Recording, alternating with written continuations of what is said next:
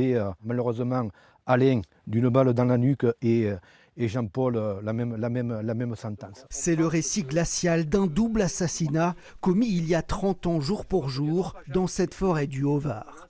Ce 13 janvier 1996, un braconnier abat froidement 2 gardes-chasse. Toute la matinée, le peloton de surveillance et d'intervention de la gendarmerie de Draguignan a ratissé cette colline située sur le terrain militaire de Canjuers afin de retrouver les douilles des cartouches qui ont tué 2 gardes nationaux de la chasse. Le chasseur interpellé, un homme d'une 50aine d'années et domicilié à Aube, s'est placé en garde à vue à la gendarmerie de Draguignan.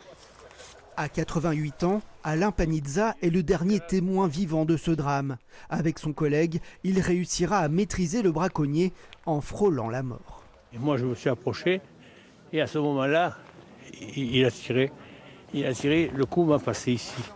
Il m'a brûlé le blouson et le vert. Il ne m'a pas touché.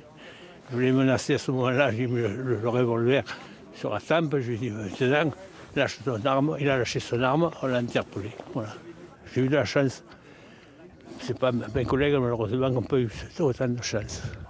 Pour honorer la mémoire des 2 gardes-chasse, le préfet du Var et le procureur de Draguignan ont tenu à être présents. Tout comme de nombreux fonctionnaires de l'Office français de la biodiversité, une institution durablement marquée par ce drame.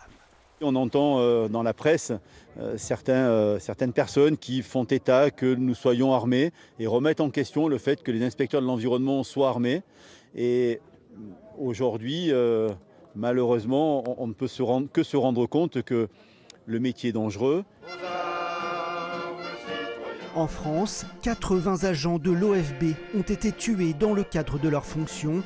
Le braconnier assassin, lui, a été condamné en 1998 à la prison à perpétuité.